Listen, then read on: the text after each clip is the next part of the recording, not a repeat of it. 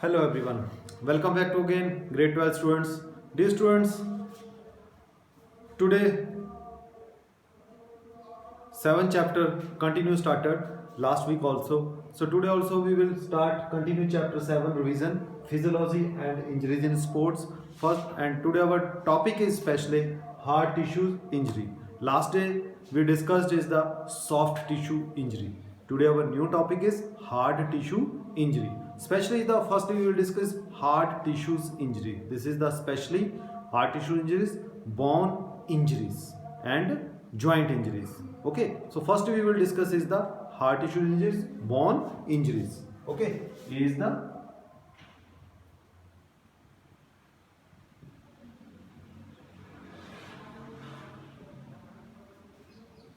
bone injuries. Yeah, especially is the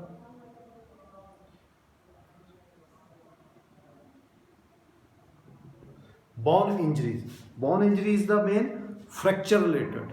So fractures, breaking of bone is called fracture. Okay, breaking of bone is called fracture.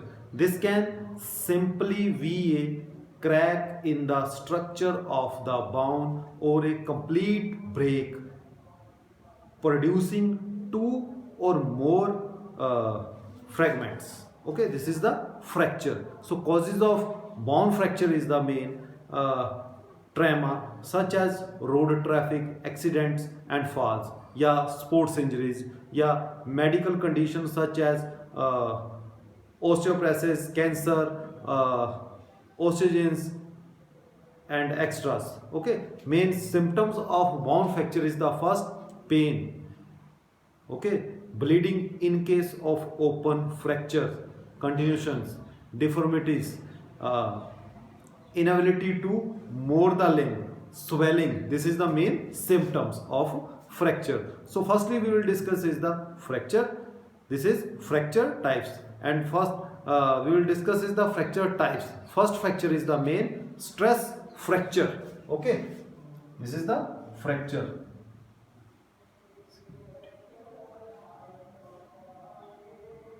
Fracture. Okay, fractures.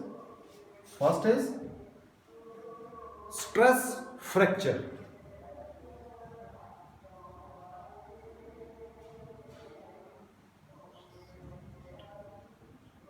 Stress fracture. Stress fracture, we will explain stress fracture and management of stress fracture. So first we will discuss stress fracture is the a stress fracture is small crack in a bone or surface bruising within a bone. So most stress functions are caused by the overuse and repetitive activities, and common in runners and athletes who participate in running sports such as soccer and basketball. Okay, soccer and basketball. So next is the management of stress fracture. The initial management for a stress fracture is to elevate the extremity and rest while the bone heals half. Next is icing is recommended in the affected area for 24 to 48 hours, and any type of activity should not be done. This is the second management. Third is the for relieving of pain, painkillers such as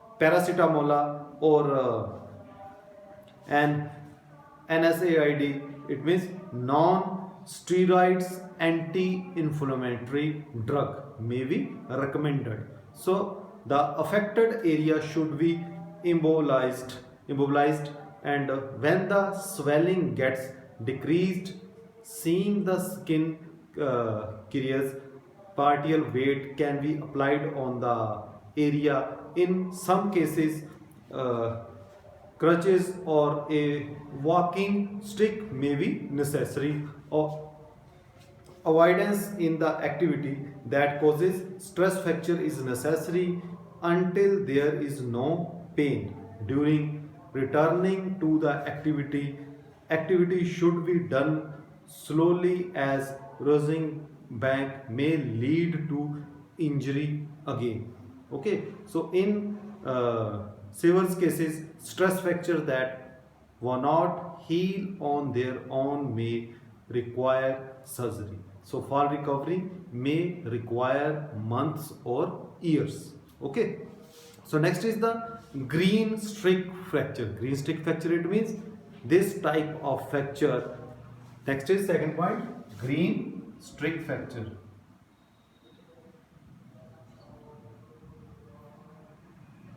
Green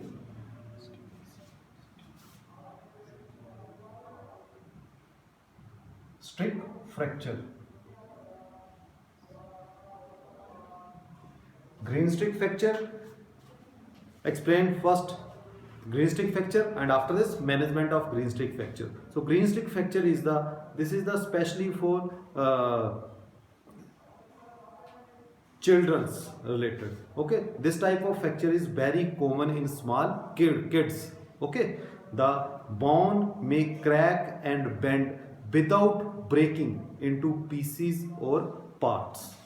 Okay, this is a green streak fracture. Next is management of green streak fracture is the bone is slight pulled apart and put into place to straighten it to make sure that the fracture will heal correctly. It is needed to be embolized.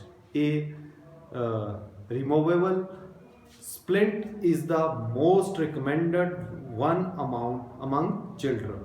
So physiotherapy should be given to regain mobility and movement of the affected limb. In several cases, surgery is avoided to correct the fracture. When surgery is done, post-operative traction may be used to straighten the hard fracture. In order to reduce swelling on the affected side, anti-inflammatory drug can be given. Generally, it taken 8 weeks for complete bone heals. Yeah, high impact activities should be avoided in the beginners. Next fracture is the comminuted fracture. Okay.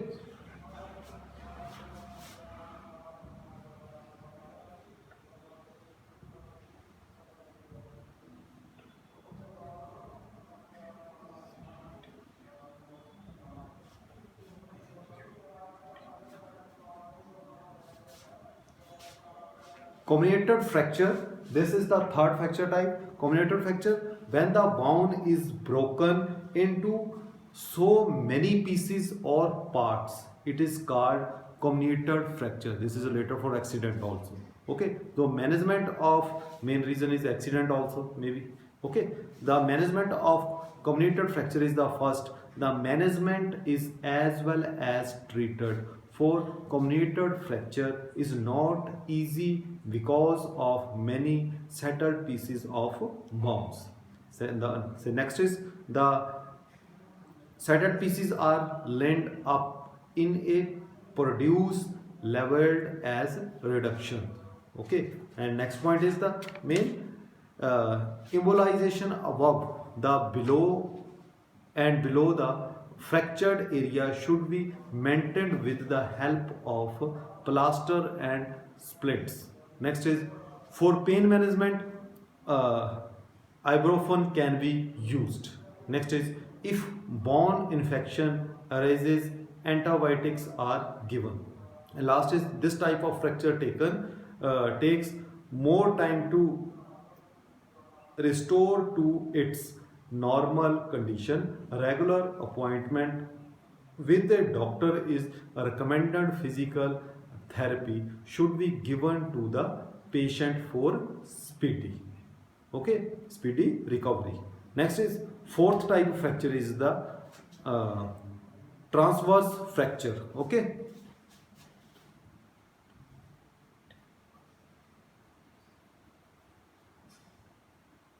transverse. Okay, transverse.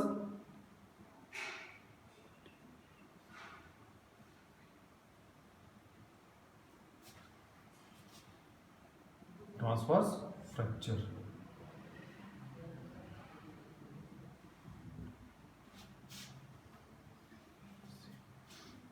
Transverse fracture, first is the type of transverse fracture, after this management.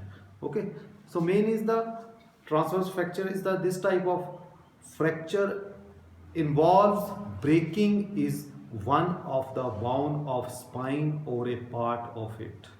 These injuries mostly occurs in the uh, spines, the upper and middle part of the vertebral and lumbar regions. Okay, the management of transverse fracture is the uh, if a injury is limited to a break of a transverse process with no other injury, then it is not necessary to have the hospital care, bed rest,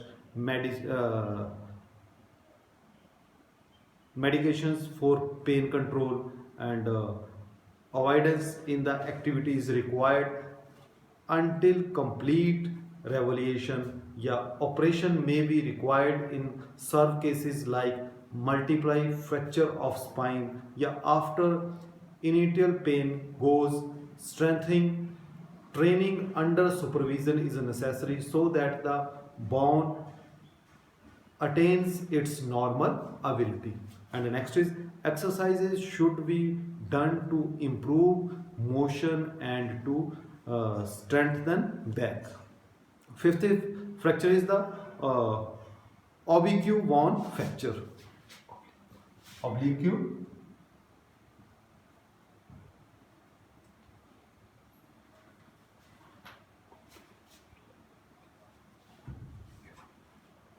oblique bone fracture. Okay,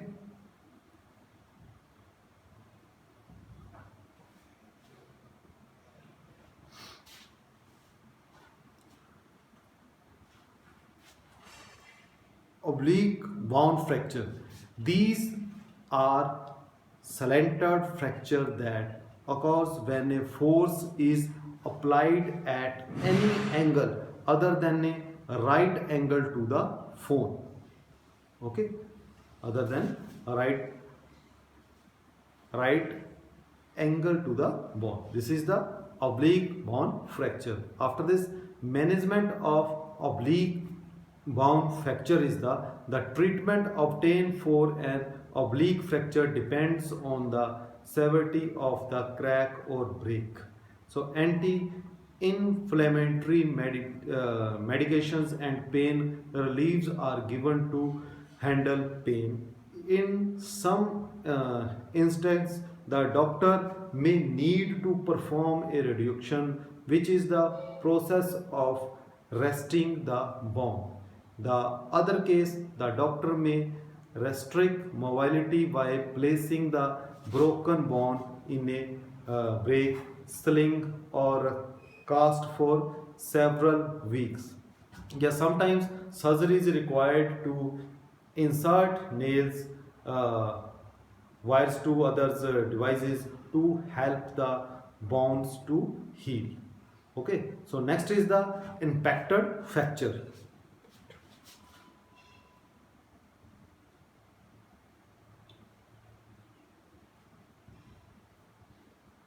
Impacted fracture. Okay,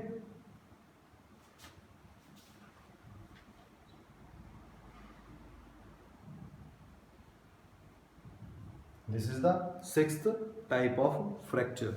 So impacted fracture is the in this type of fracture the bones ends of uh, fractured bone enter into another bone. So management of impacted fracture is the main. First, a sling or a splint may be required to keep the fractured bone in place. It prevent the movement of the sharp ends of the broken bone and further not drive into other bone fragment.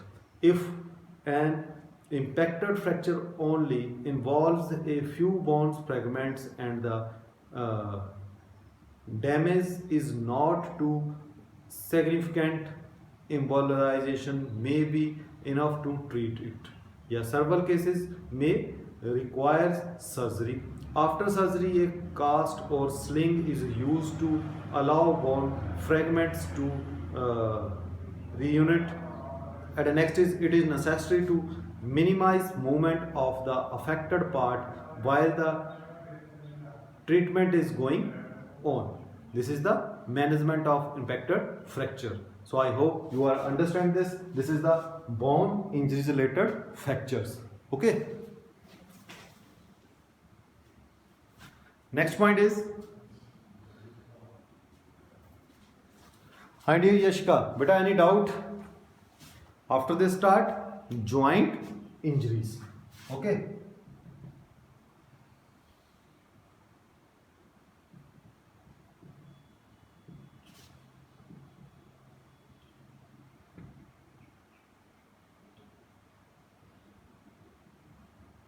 Joint injury. So joint injury, what is the types of joint injuries are follow?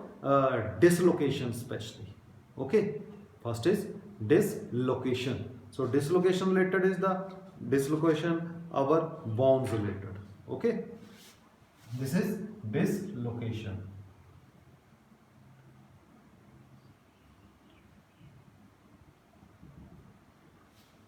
Okay. This is joint injuries.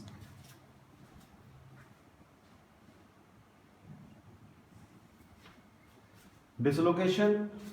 So first we will discuss is dislocation, when the two bones that come together to form a joint become separated. The joint is described as being dislocated. So connect sports such as football and basketball, as well as high impact sports and sports that can result in exercises, stretching or falling causes the majority of dislocation. A dislocated joint is an emergency situation that requires medical treatment. The joints mostly likely to be dislocated are some of the hand joints. Aside from these joints, the joint most frequently dislocated is the shoulder. Dislocated of the knees, hips and elbows are uncommon. It is an injury of joint, the joint in which adjoining bones are displaced from their organism position. Dislocation is mainly caused due to direct or indirect impact over the joint. It is it may be simple dislocation, fractured dislocation or complicated dislocations. There are following types of dislocation. First is a shoulder dislocation. Okay.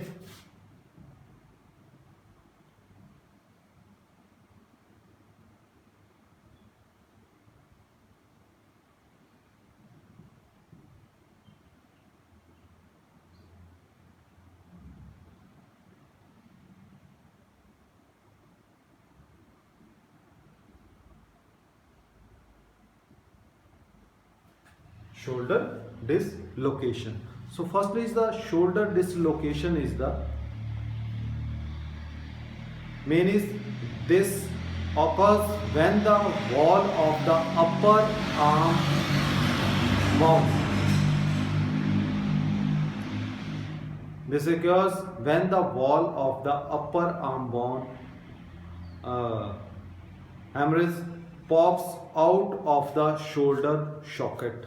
Shoulder socket. It is usually caused by a fall on the upper arm or during connect sports such as rugby. Usually the dislocated wall props out at the front of the shoulder joint. So where the sporting muscles are at their weakest. Okay. So second point is the elbow dislocation.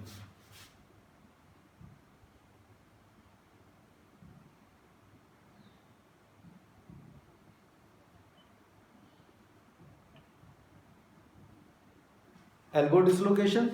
The elbow is the second most common dislocation in adult and the most common in children. It takes a lot of force of dislocation the elbow, such force that there is often an associated crack or break in one of the bones. So dislocated elbows are at high risk of trapping nerves and blood vessels and need urgent attention. This is the elbow dislocation. Third point is the hip dislocation.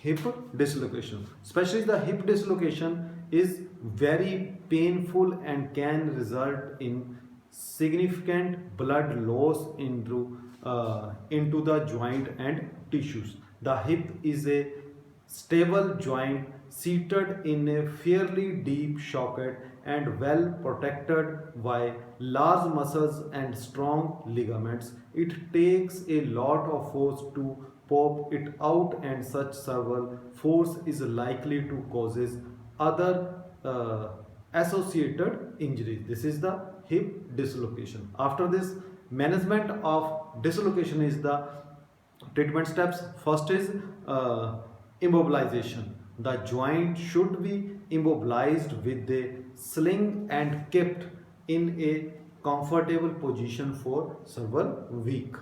Second is the reduction. The doctor tries to relocate the joint by doing some gently movement around the affected joint to help the bone get back into position. Third is the surgery. In case of unsuccessful reduction, surgery can be used to move dislocated bone back into its correct position. And next is the revaliations. This process is started after the sling is removed. The purpose of revolution is to restore normal range of motion and strength around the joint. This is the main management of dislocations and treatment step also. So I hope you are understand our topic today, especially the hard tissues injuries. Is the hard tissue injuries. First, describe all fractures, bone fractures, bone injuries related fractures, stress fractures, green stick fracture, comminuted fractures, transverse fractures, oblique bone fractures, and impact fractures. Okay, and after this we will discuss is the joint injuries, dislocation. Dislocation types is the shoulder dislocation, elbow dislocation, hip dislocation, and after this management of all these fractures and joint dislocation related. So I hope you are understand this topic. Any student doubt for related this topic, please send message me after lesson. Thank you dear students and have a nice day. Any student doubt, please send message me. Thank you.